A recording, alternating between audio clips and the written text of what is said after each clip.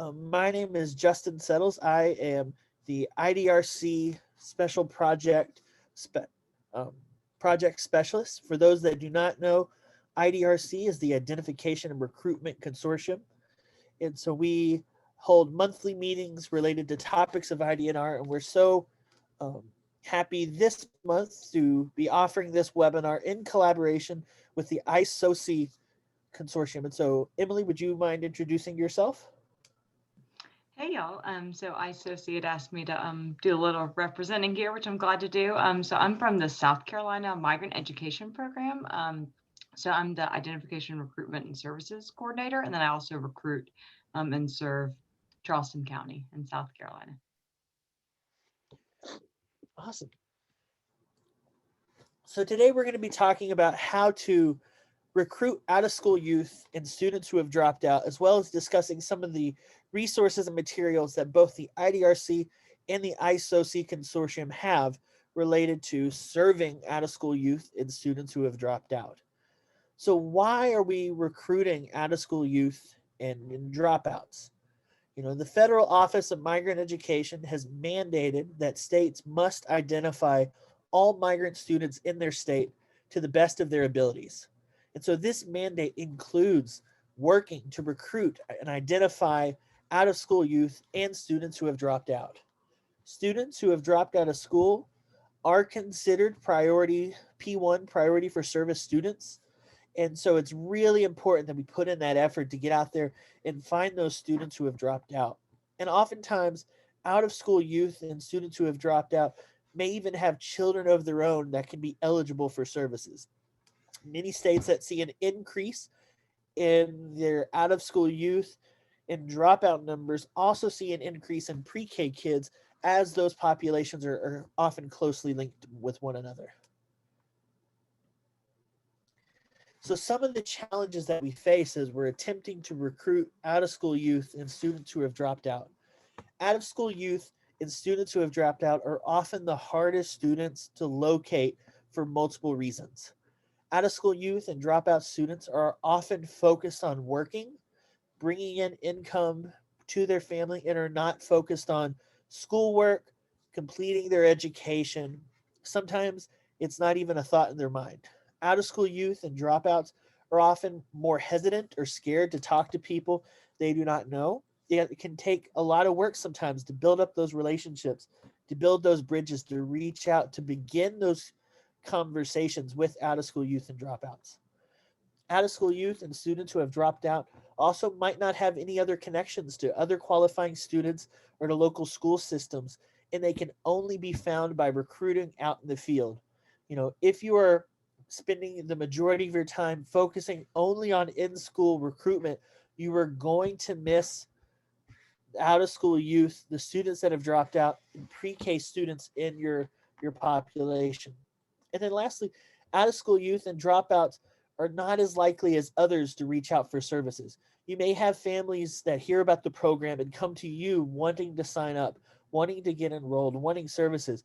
But due to those issues with trust and being a little bit more scared, out of school youth and dropouts are a lot less likely to do so.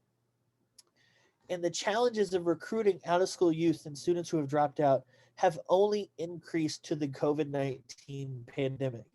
As recruitment has gone from in the field to recruiting remotely at home, it becomes more and more challenging to recruit those students that don't have those connections to already qualifying families or to the school systems. And so we'll take a look today at some of the ways that we can approach to hopefully bridging those gaps and finding more out of school youth and students who have dropped out. So, beginning to recruit out of school youth and students who have dropped out. Again, I want to stress that it's extremely difficult, if not impossible, to identify and recruit out of school youth and students who have dropped out if you are only focused on in school recruiting. If you're only doing recruiting in the schools from referrals or from students that are already enrolled, you're going to miss out on these important and critical populations. To identify and recruit out of school youth and dropouts, you need to ensure that you are recruiting in a wide variety of locations. You really want to cast a wide net in your community. And while it's extremely difficult, and if not impossible to find those students by only focusing on in-school recruiting, it is still, however, important to check with the school districts to identify students who might have recently dropped out to see how you can help them. By reaching out, working with the school districts to identify those that have recently dropped out of school, you are much more likely to pull them back in. The best time to reach dropouts is before they have dropped out or right after. And so check with the student to see why they might have dropped out and if they would like to return to school and how you can help them find that path to getting them back enrolled. Another way, the best way to begin recruiting OSY in dropouts is by visiting the farms or locations where they are working. Oftentimes, it is much easier to contact out of school youth and students who have dropped out by visiting their employer and speaking to them there. Many farms employ out of school youth and students that have dropped out, and oftentimes it is easiest to reach the out of school youth at their place of their employment. So you need to thoroughly research and contact all farms in your area to know where it is that you need to look. You need to build a relationship with your local agricultural extension offices.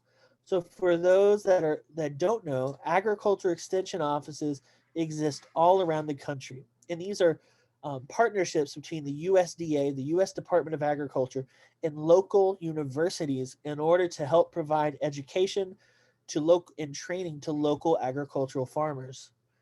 Agricultural extension offices can oftentimes give you the latest information on the agriculture in your area.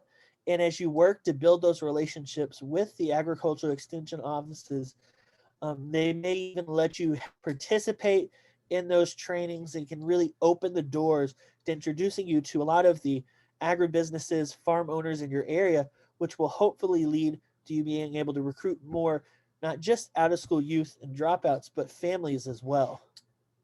So I want to share with you all a quick tool. In order to find the local agricultural extension offices in your area, you can visit the directory of agricultural extension offices on the USDA website. And so I'm going to show you right now.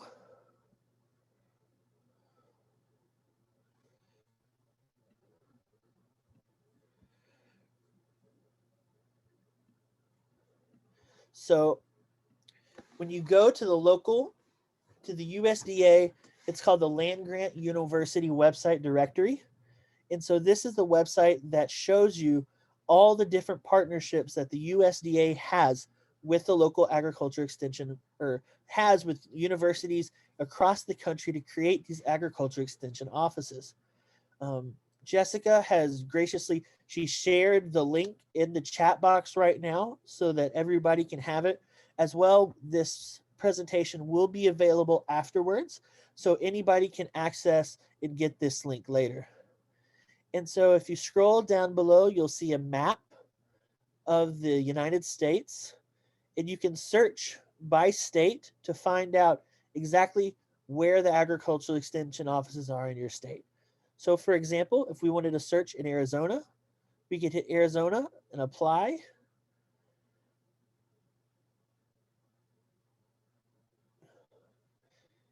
And it'll show you that the University of Arizona has cooperative extension offices across the state that are working with those agricultural businesses. From there, you can click on the link provided, and it'll take you right to the extension office websites. Again, these are great resources to really help you learn more about your state and to build those partnerships in the community, especially if you are doing school-based recruitment. Working with the agriculture extension offices is a great first step to getting out in the field. Whenever we train new recruiters or recruiters that are going into new areas, we encourage them to build up these partnerships, relationships with the agriculture extension offices, because they're the ones that can really open doors.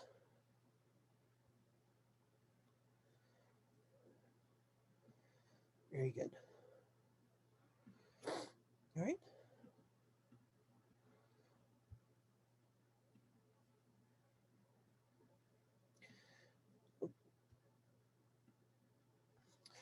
Some other helpful resources to help you locate more agricultural businesses in your community where you can find OSY and dropouts include the website manta.com. For those that don't know, manta.com is a collection, it's a database of businesses, especially smaller businesses around the country and in your area. When you go to manta.com,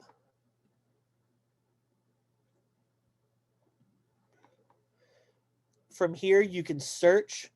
You can search if you're looking for restaurants, if kind of like another Yelp alternative, but you can search specifically for business categories as well. And then you can search by location, which is really important. And if you scroll down, you can see as well, it's got several different categories that you can search for. Over here on the right, if you're going to click on agriculture, and it'll show you a great list of different agricultural businesses. And you can choose and select, the state that you would like to search for. So for example, if we wanted to search, for agricultural businesses located, we'll say in Kansas, you can search now. And it'll show you the public records for all the agricultural businesses located in Kansas. And so it's a great option. You can search by zip code if you would like, and it'll show you contact information, address, and it can even give you an estimate for how much the business produces during a year, as well as how many employees they may have. And when you have your search results, you can actually scroll down and you can see there's subcategories that you can click on. So if while looking for agricultural businesses, you want to specifically focus, for example, on cotton farms or cotton businesses, you can click on the cotton link, fruits and trees, many other different types of businesses. So it's a great source to really let you know what is out there, so you can get out into the field to find these places to hopefully be able to find more out of school youth and dropouts. Likewise, you can go in the U.S. Department of Agriculture maintains a list of meat, poultry, and egg processors from around the country. And it's a useful resource to be able to go out and find all the different meat and poultry places where you're likely to find the out of school youth working. Oftentimes there are younger employees at these locations. And so you can go to the meat, poultry, and egg processor index, and you can download an Excel spreadsheet of all the different locations. It's updated regularly. At the top of the page, you can download it by alphabetically by establishment name, and then from there you can search for your own state. Or if you scroll down, you can use this guide to search for your state as well. So for example, if we wanted to find all the meat and produce places in, we're going to say South Carolina, you can click on South Carolina and then hit apply.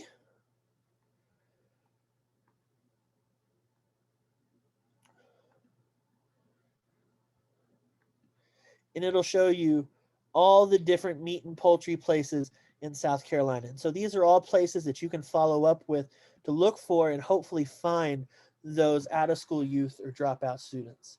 And so it's another great resource that's available to help you learn more about your own state so you can get out there and find these out of school youth and dropouts.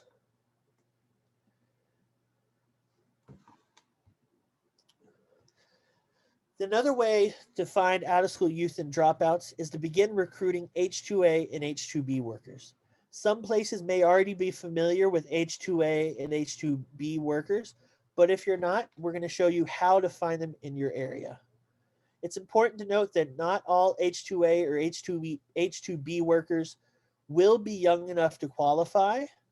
Many farms hire the same contracted workers year after year, and so it's very easy for H-2A and H-2B workers to age out of the system. However, farms that hire H-2A or H-2B workers usually also hire other seasonal workers who might be eligible for the migrant education program.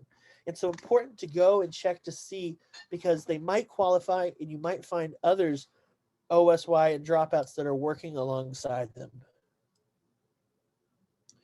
For those that do not know what an H-2A worker is, an H-2A worker is a foreign worker who has been granted a visa to temporarily come to the United States and work in the agricultural industry. H-2A visas are valid for up to 5 years, but they have to be renewed annually as workers come in and out of the country. Workers with an H-2A visa must be at least 18 years old, but individual farms may require stricter age requirements. And so it's possible for you to find workers as young as 18, but some farms may require workers to be older. Farm owners who hire workers through the H-2A visa process must also provide housing and transportation for their employees. And so this is important because the records for H-2A and H-2B workers are all publicly accessible and available. And so you can go and find the addresses where the workers are living and visit their homes instead of visiting them out on the farms. H-2A, like I mentioned, H-2A visa requests and contracts are publicly available on the U.S. Department of Labor's website. And so, as I mentioned, this presentation will be sent out to everybody. And so there is a link here. If you're interested in learning more about the H-2A system, you can follow up the link to find out more. H-2B visas are similar to H-2A visas, but are granted to foreign-born workers so they can enter the U.S. and perform seasonal work, emphasis on seasonal, that the Department of Labor does not consider to be agricultural. It's important to note, however, that the Department of Labor's education for agricultural is not the same as the Department of Education. And so just because it is an H-2B visa, that does not mean that the work does not meet the requirements for agricultural work in the non-regulatory guidance. So you need to be able to sort through, and further investigate the H-2B visa orders in order to find if the workers are eligible. Oftentimes, you will find workers that are coming in on H-2B visas that might be doing multiple jobs as well. And so some of those jobs might be qualifying. So for example, sometimes you'll find H-2B visa workers coming in to do landscaping work, and the official title is landscaping. And we all know landscaping does not meet the requirements for qualifying agricultural work in the non-regulatory guidance. But oftentimes workers that are coming in on H-2B visas to do landscaping work are also working in greenhouses, planting flowers, working with trees, planting trees in a greenhouse, other types of work that could qualify. And so it's important, again, to investigate, to be able to sort and find through those workers that you might have missed otherwise. Like H-2A visas, H-2B visa requests and contracts are publicly available on the U.S. Department of Labor's website. Forestry work, nurseries, and farm construction work is often listed under the H-2B visas. So how do you go about locating H-2A and H-2B workers?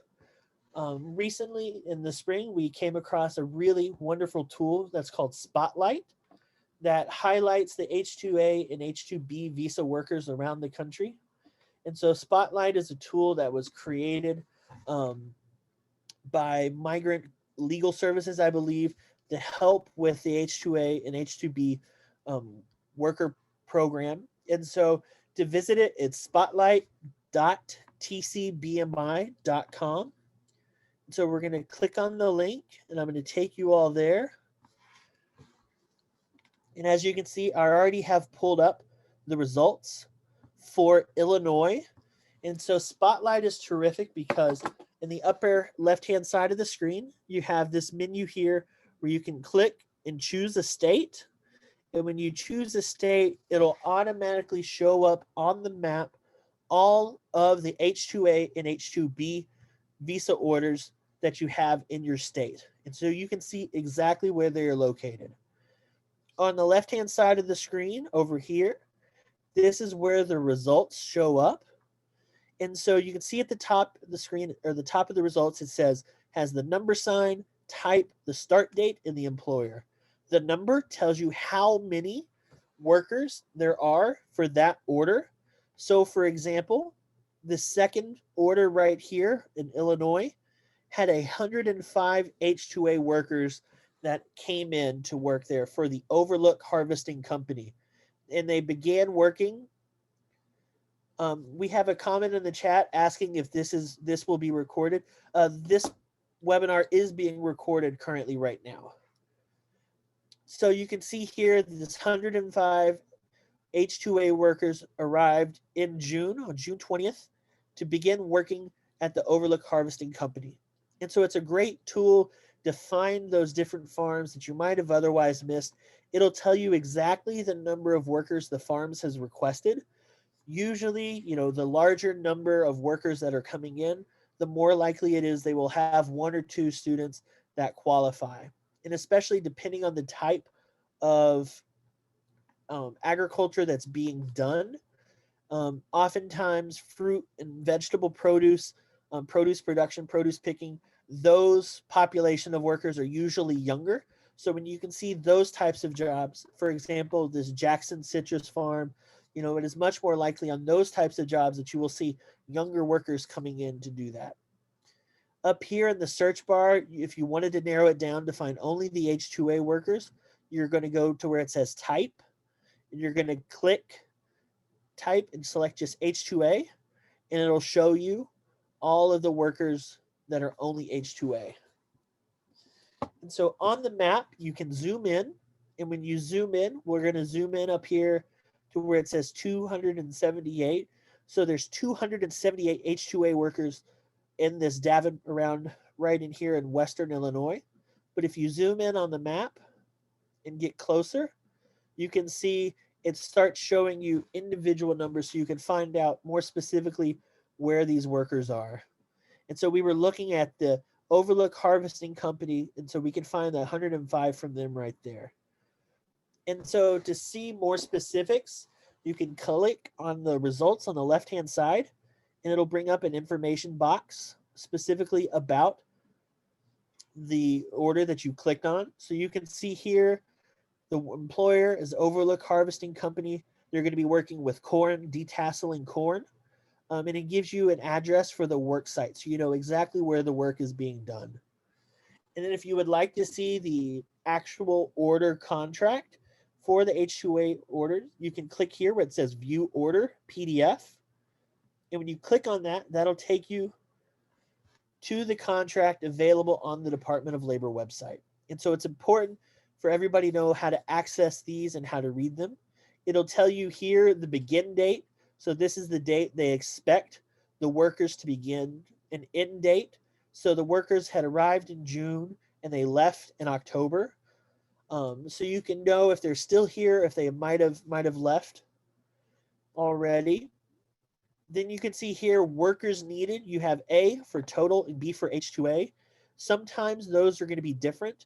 And so if the total number is higher, that gives you an idea because that's the farm saying, they estimate this many number of workers were needed, but we're only requesting, so many H2A workers.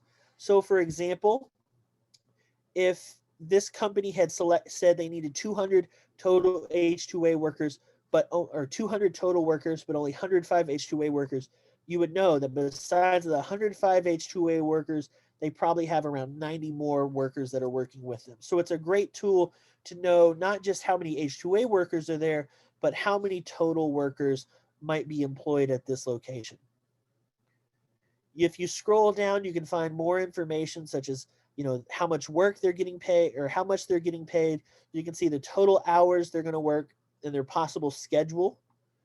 And as well, if you scroll down, you can see here where it says place of employment, which is again the address of the company, the work site. But then you also see here in section D, housing information. And this is really important because this is where the H2A workers will actually be living. And so you can go and visit them at the farm, or you can go and visit them at their housing location after hours. We often recommend that you try to get permission to go, if you don't already have a relationship with the farmer, to go to the worker housing. But it's a great way of contacting the workers after hours so that you're not interrupting work and still able to talk to them with a little bit more calmness, and it makes them feel more comfortable as well. And so you can see here, these workers were staying actually at a Super 8 hotel while they were doing the work. And oftentimes at the end of the work order, you can find an addendum that includes additional addresses for work sites, so more places where the workers might be working, as well as additional housing that might need requesting. So you can see here where it says in question 10, additional housing. That's where it'll tell you if there's an addendum at the end of the work order about more housing. And so that's the Spotlight tool. We really recommend everybody to go out there, explore it, to see it. It's regularly updated. The tool itself, it electronically goes through and automatically pulls all information from the Department of Labor website. And so it's constantly automatically updated. And so it's a great tool to find the latest information about what's going on with contracted workers in your state. And so when we send out this presentation for everybody to have later, there's several slides that'll take you through exactly, the demo we had of using the website. So you will know how and have those notes on how to use it. So finding and locating OSY and dropouts in the community. As we mentioned, one of the best ways to find and recruit out-of-school youth and students who have dropped out is by casting that wide net and thoroughly searching through your community. Anytime you speak to anybody, whether it be a farm owner, a community partner, or contact, make sure to always clarify that you can enroll and serve students that are under the age of 22 as long as they have not graduated from high school or completed a high school equivalency degree. A lot of times when you're out in the field recruiting, speaking to people, and you tell them that you work for the Department of Education, you work for an educational program, or you work for schools, they only think of students that might be, up to 16, 17 years old, 18 years old that could go to high school.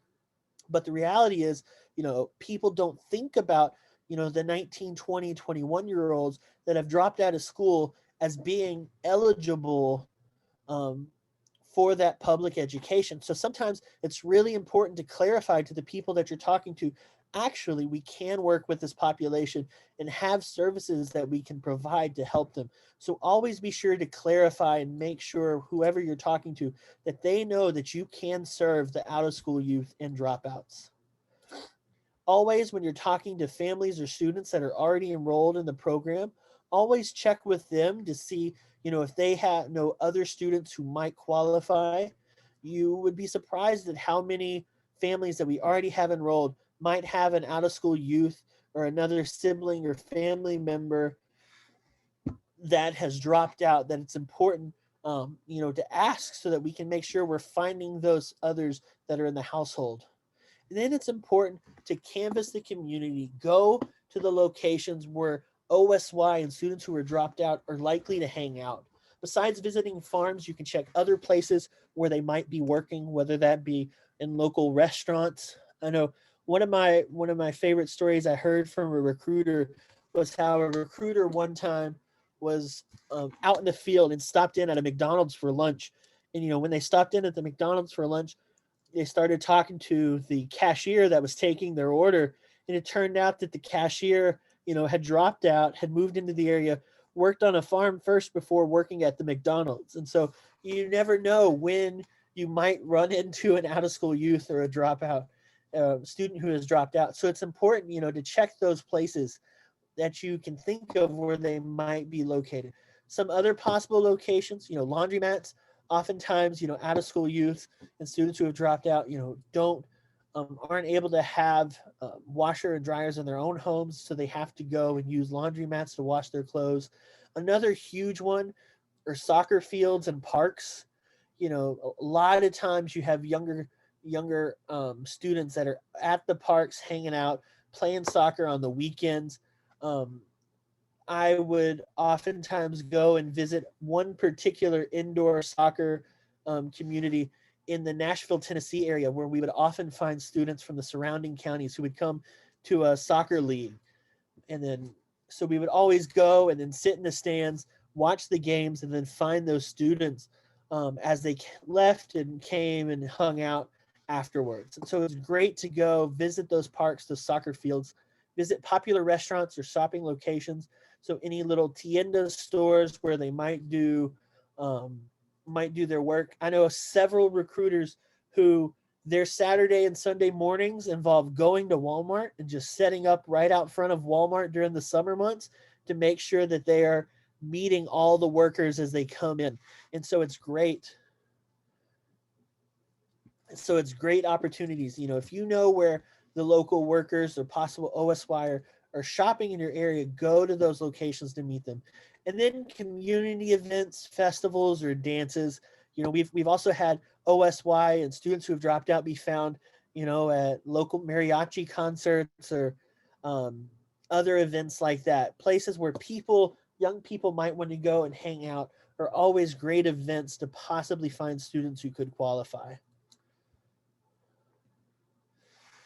So how can you work to connect with out of school youth and dropouts currently during the COVID-19 pandemic? Since we're not able to get out into the field and visit some of the normal locations we might otherwise have, it can be a little bit more difficult. However, there is the advantage because out of school youth, H2A workers, and students who have dropped out are much more likely to have access into use technology. And so you can use that to your advantage. You know, use digital means of reaching out to those contacts, whether it be Facebook, Twitter, WhatsApp, etc. I had one recruiter who one time during the beginning of the pandemic was just browsing on their own Facebook and searched, I think they searched strawberries in their area, and from searching strawberries they found an OSY who had moved into the area who'd posted a selfie from them in the fields about how they were picking strawberries. And so they were able to just send a message and be like, hey, I know you don't know me, but I saw this picture. I work for the local schools. You know, we have services we can provide you. And they were able to find and to recruit that worker just from a selfie that the worker had posted on Facebook.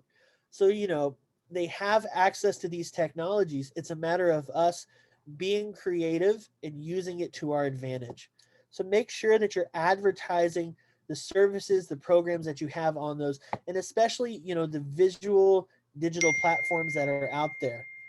Try to make sure that the means, you know, that you're putting your message out there match the platform. So, you know, if you're advertising on something like Snapchat, Instagram, or even TikTok, you know, maybe record a little bit of an English lesson and put it out there on TikTok.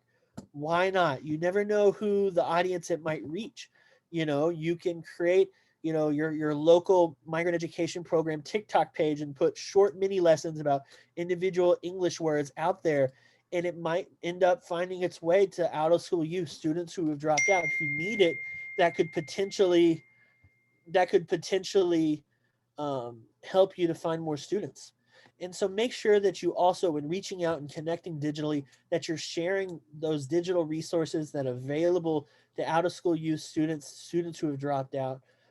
Emily, at the end of this presentation, is going to be talking about many of the great resource pages on the ISOCI website that are available. But the IDRC website, as you'll see in a second, also has language resources available that you can send out. And so you can just send the link so that they can access it themselves. And then use Zoom and WhatsApp to hold digital reunions for OSY dropouts or H2A workers. You know, for many of us, we've struggled having to work from home, being in quarantine, um, being isolated during the last, you know, 8 or 9 months.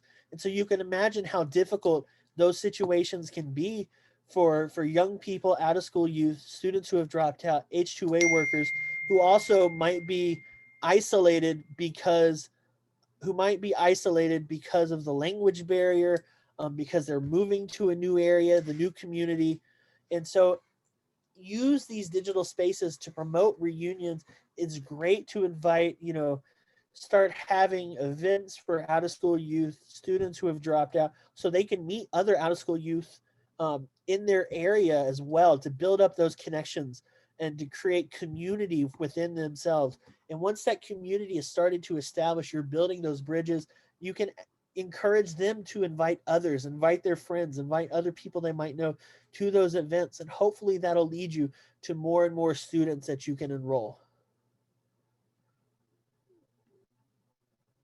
So just to give you all a few tips for actually speaking with the out of school youth and the dropouts that you encounter. One of the things that I always encourage people to do is don't always just jump into your recruiting pitch when you're talking to out of school youth or students that have dropped out. Out of school youth and students who have dropped out can oftentimes, as we mentioned, be more hesitant and scared to speak with the people they don't know. So you want to first work on building that trust. I'll never forget one time I mentioned how we would go to this indoor soccer complex in the Nashville area. And so I took a new recruiter with me to this complex so that they could practice recruiting and so that they could hopefully meet some of the OSY in the area. And there was a new student who had arrived from Guatemala. And so the student was only 16. He had moved up to the Nashville area by himself, was working on a local tobacco farm. The farmer had told us the student was there and told us he was at the soccer arena.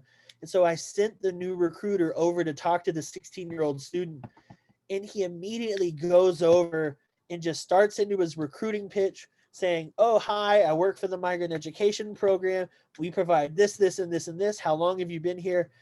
And within 3 seconds, you could just see the face of the student just go completely white and just blank, as he lost all interest in talking to that recruiter. But it's because the recruiter jumped too quickly into his recruiting pitch. So we had to go over, I had to introduce myself, and instead we had to start building that relationship. Ask him, what his name was, how he was doing, start talking about the soccer games that were going on, ask him about, his favorite soccer teams from around the world, start building that relationship up. And that night after we had left the soccer complex, that student actually called us to say, "Oh, by the way, I actually do want to sign up for your program." It was all because instead of immediately jumping into that pitch and scaring him, we then took the time to actually get to know him, to build that bridge. So make sure you first work on building trust, and then you can bring in your recruiting pitch and sign them up. It's always a good advice to look for a possibly an older coworker or relative that you may know who can help establish a relationship with the out of school youth or dropout. A month ago or so, I was up in New York helping out recruiting up there in some farms that are in the Long Island area. And we visited one farm over the weekend, and they had a new student who had recently arrived, and the new student had no interest in talking to anybody. But there was an older guy that worked at the farm who came over, who came over and said, "Hey, you need to talk to these people because they can provide English lessons and can really help you out." And just having that older coworker come in who knew about the program already to step in to vouch for what was going on, for what we were doing, was really beneficial, and we were able to sign that student up. So always look for that possible contact, whether it be an older coworker or relative, that can help establish and build that trust with the out of school youth or student who had dropped out. Also, always pay attention to body language, look and see what's going on so you can know when you need to ease off a conversation and possibly return later, change the subject, because you're starting to make the OSY dropout feel uncomfortable. Because of how hesitant and scared they can be sometimes, as soon as you lose them, it can be hard to gain that trust back. You're going to have to work twice as hard to rebuild that bridge if you've burned it down. So pay attention to the body language, look at their facial expression. No, maybe now's not the time. I might have to come back, might have to change the subject. And we all need to accept that sometimes it may take multiple attempts to build trust with the OSY, the students who have dropped out, so that we can bring them into the program to sign them up and get them the services they need. Some other tips for speaking with out of school youth and students who have dropped out. Whenever you're getting out there, always recognize that the needs of out of school youth and students who have dropped out are different than the needs of other migrant students. always, this is supposed to say assess ahead of time what the needs of OSY in your area might possibly be. Think about what specific needs OSY might have, and then think about how you can provide the services or information to meet those needs. Always, when going out into the field, specifically looking for OSY and students who have dropped out, have a clear idea of the services that you want to provide and that you can provide. If an OSY wants to learn English, what are you going to be able to offer them? What if they want a student who has dropped out wants to return to high school or get a GOD? How are you going to be able to do that? Have a plan about what services are there and what you can offer. That way, no matter what situation comes up, you'll have the answer ready to go. And then always have materials or items on hand that you can share with the OSY at the time of recruitment. One of the biggest ways of building trust is just having something that you can give to them that they can take away.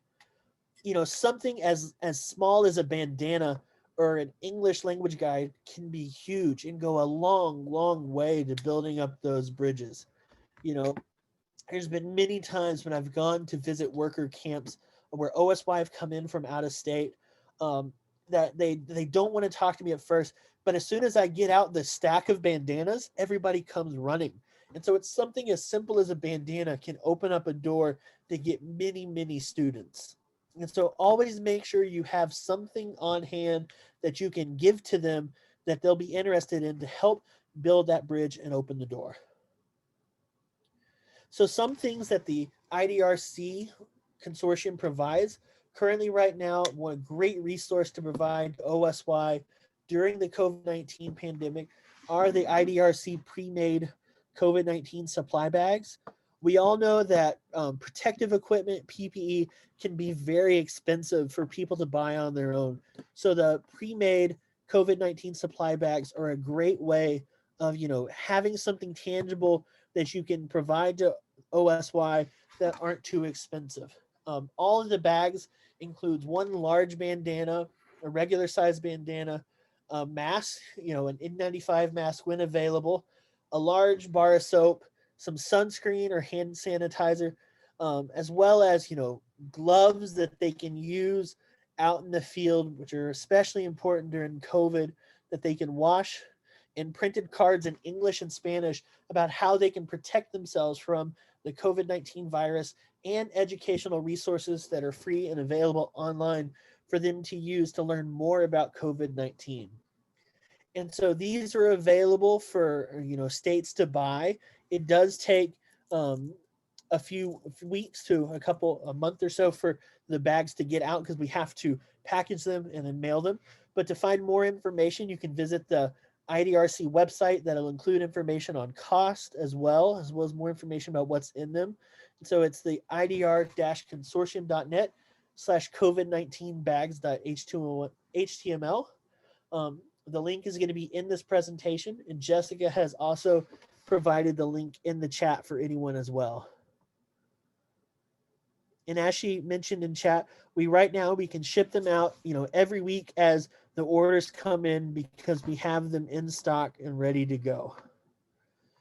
Other great resources that we have, I know Emily is going to talk about the ISOCI resources here, but there's also a lot of English language resources, some that we've taken from the ISOCI consortium available on the IDRC website. And so to go there, you can go to the IDRC website at idr-consortium.net/language-resources.html. And so these resources include multiple Spanish to English guides that are in varying skill levels that you can see, as well as audio files to accompany the English guides and to help you learn pronunciation. There's a Spanish survival guide, a practical English guide, as well as a guide to help from Somali to English. There's a Somali to English dictionary to help with those student populations that might not speak English, that might speak Somali as well. So I'll take you right now. You can see here when you click the link, this is where you go to. If you you can scroll down. So the language learning resources, you can scroll down. You can see we have the English in Minutes books, which are also available through iSoci. The Spanish English level 1, level 2, the Guia Bilingüe, which is bilingual English Spanish guide. And notice for all of these, you have audio files available as well. So they can not just read to learn how to learn English, but they can listen to learn pronunciation as well. So we encourage everybody to check it out. Jessica has shared the link in the chat, so you can just go click on it and hopefully find some resources to help provide to your students. And everything on the IDRC website related to the English language resources is all free. So we encourage you to get out there. All right, now I'm going to turn it over to Emily so that she can share more about the iSoci Consortium and the great things that they have to offer. Hey y'all. So it's really exciting to be here with all of you virtually. I'll be fairly snappy because Justin's already covered, some of the similar things. Just FYI for all of y'all to know, all the pictures that I chose for this portion are all pictures from our real program. It's really all of us or our interns and other staff members out there doing it. I don't know, I always find it amusing to see what other states look like. So I always try to include real photos from us. So Justin already kind of touched on it, but what is the value of having them provide that on the spot services? And like he was saying, instant buy-in and gaining trust. So other reasons why though, is it can be hard to schedule another class. I don't know how many of you have ever tried to reschedule, to be like, okay, when I first started in 2017, doing like OSY services and whatnot, I would try to do like, okay, I'll come every other Tuesday or like the first Tuesday of the month. And that was just like, I rescheduled so many classes that I didn't even know what was up or down anymore. It was just not worth it. So because they don't know either. Sometimes they think you'll even text them the same morning, and then they're like, oh no, never mind, I can't do it. So just know that sometimes it's better just go and do that class, and then they know, okay, she'll at least try to come to a class again. This is kind of what is waiting for us. This is especially important in the summer because when you're trying to get those summer services right and those summer recruiting numbers, you might, especially in the summer, because they probably are working sun up to sundown hours after, it's not unusual at all. I'm sure y'all have heard, for workers to get home and not to be done until 11 or 12 at night, even 1 o'clock in the morning if they're working in the packing sheds. We do a lot of peaches and watermelons in South Carolina in the summer. So those folks, well, they're basically like, Maestra, you're great and all, but please just don't even bother coming out here in June. We're so busy. We don't even want to see you, honestly. And I'm like, that's fine. I understand. So sometimes it's good. Just go ahead and, hey, I'm here. We're doing a quick class. I'll see y'all again some other time. And then it's also an opportunity for that staff or that recruiter to get to know the students. It's really fun, honestly. We always have a good time. Make sure that it's relevant to their life. That's where those like bilingual guides are. If we're talking about somebody who's learning English or Spanish, the majority of our OSY in South Carolina are English language learners, but not all of them. Certainly, but making it relevant, right? So like we always tell them, we're not probably going to do the colors and ABCs. Y'all can YouTube that. But we might do like a quick class on, hey, this is how you order a McDonald's. This is how you strike up a conversation with your boss. This is how you ask for a water break. Things like that. We know they're going to be relevant. We try to ask them what they want, but a lot of times, they have no idea what they want either. So those are generally the really popular ones. Even let it be spontaneous. We've done it before where they're like, well, we're getting ready to go order it. Chick-fil-A, McDonald's, KFC, whatever it is. And we're like, all right, well, like, let's do a real quick class on how to order.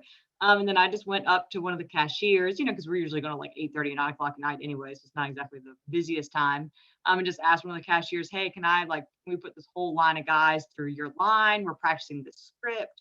Would you mind, running it through with us? And surprisingly enough, even for rural South Carolina, where you would definitely think that would be like a way to end up on the evening news, they were very gracious, really nice, like, yeah, sure. Or even if they knew they weren't the one who wanted to do that, they'd say, maybe my colleague so-and-so would rather do that. And, so then they get to practice with the real life person and you're there kind of guiding the real life learning experience. And so again, like I said, it's just a really fun way to work with your OSY. If you don't mind doing the next slide for me, Justin. Cool.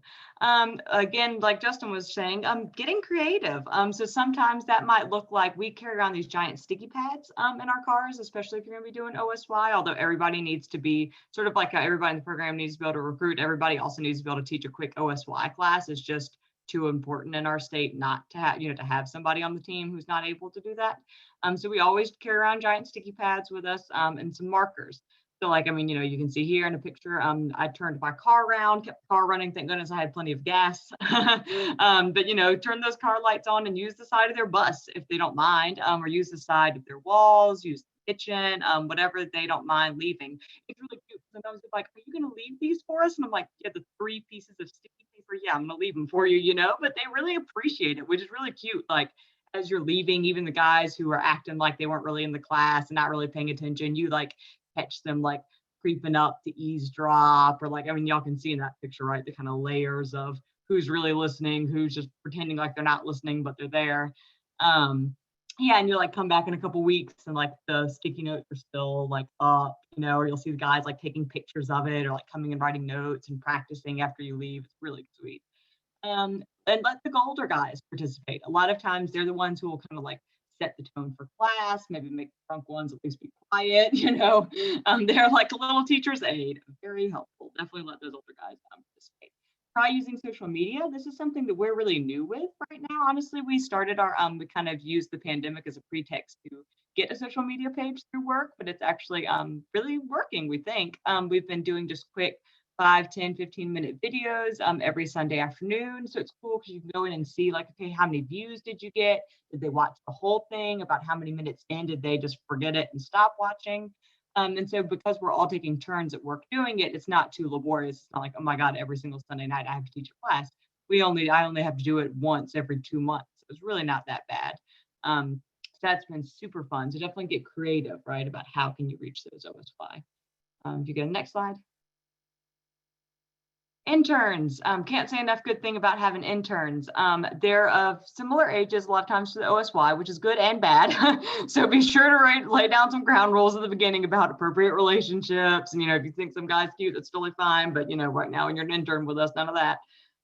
So that can be a really good way. They need a lot of support at the beginning, but as you can see, these are both intern groups we had over the years. And by the 4th of July, every year, it's like go weekend. They're out by themselves completely. I mean, they're not by themselves, I send them out in pairs, but they're completely by themselves. They're recruiting and they're teaching by themselves. And they're, 19, 20-year-olds who might not have any background in education, but they have such a good time with those guys. They don't mind being out late, driving around a lot. Again, you can send them out in pairs. A lot of times, depending on if you can get the college to count credit for them, you can even get away with like not paying them at all, or even giving them a stipend, paid internship for them, cheaper labor for you, good times.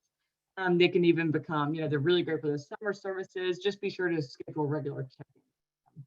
So moving on to the next thing, luckily for you, you have plenty of support from the ISOC website. Y'all, I cannot say this enough times. There is so much information on the ISOC website. Like, just take your time. In the winter, I know it's slow for some of us. I know not for our sending states, maybe for all of us receiving states, it's a slower time of year. Go through and just go through the website, click on all the links, read all the stuff. There's so much on there, and I just could not possibly cover all of it in the next few minutes. But if you go, some of the most helpful things we do for the students are those audio resources. A lot of those audio resources are shared between the ISOC and IDRC website. So sometimes we'll either print out the bilingual guide or just put the classes on either on a tip that they can put in their cell phones, or we put it on little MP3 players, which are really not that expensive, all things considered. And we give it to the guys. Again, instant buy-in. You can literally sit there and show them how to use it. We count that as a service. If you actually like really show them how to use it, not just hand it to them, but like actually show them how to use it. And then we also help walk them through the page. The page is now web responsive. So when you look on your cell phone, it looks the same as the regular web page. And it's really actually very easy to use. So we go through, we show them how to select their language. We do like an I do, we do, you do. So we make sure that they understand how to use the website and encourage them to, work on it on their own. And again, that brings it forward for them, that emphasis of like, this is a tool for me as an adult learner, and they don't feel so much like kids, right? Because as Justin kind of mentioned earlier, you definitely want to show up being like, hey, I'm at the school for kids, because then the other guys will tease them about being, ay, it doesn't mean, whatever. So you have to make sure that you're like, oh, this is our adult learning platform, and all this kind of stuff, and it makes them feel a lot better. So I really cannot. I mean, the audio files are like our bread and butter. I have a whole, whereas it's like right here on my desk, I have like a whole packet of our like MP3 players that I'm just constantly re-downloading all that information there. If you want to go to the next one.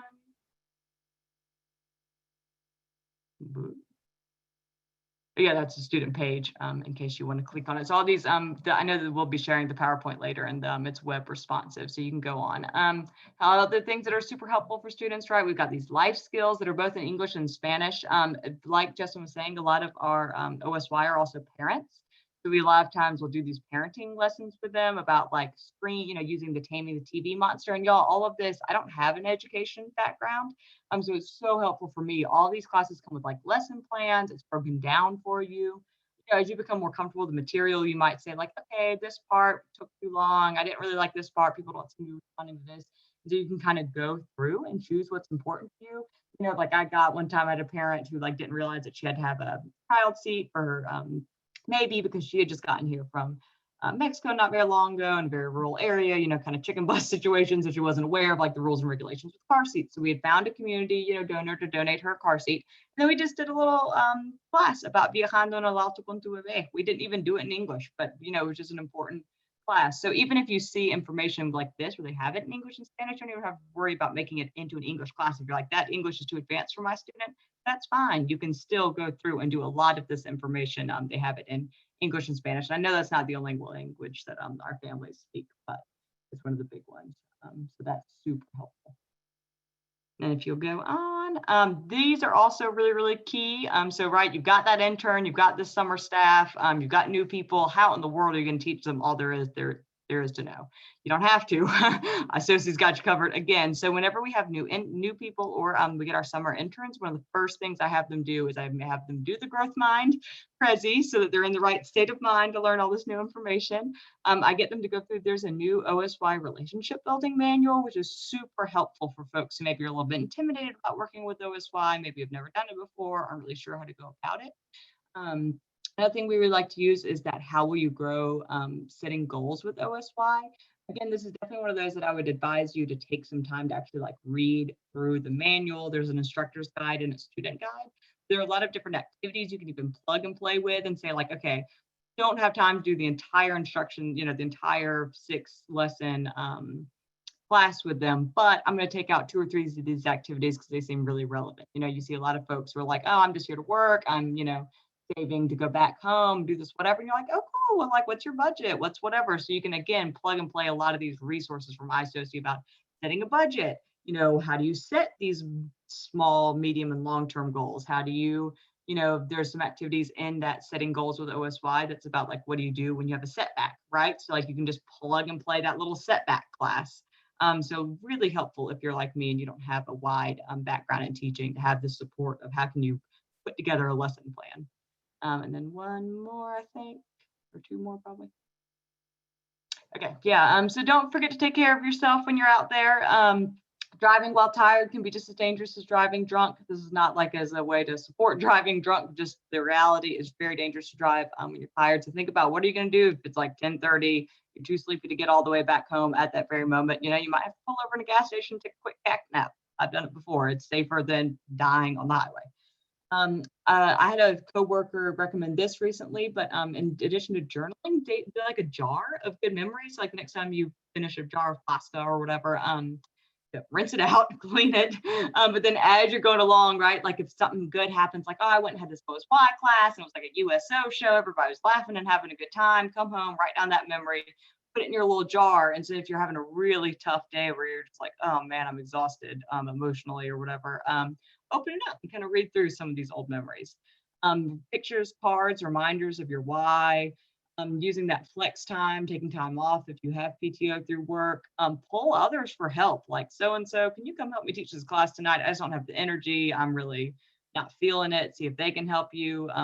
Checking your car, make sure you got enough gas. So many times I've been out in those little rural, like no gas stations for 30-mile radius places. Like make sure you got gas, looking into the weather. Is there a hurricane, snowstorm, mudslides going on?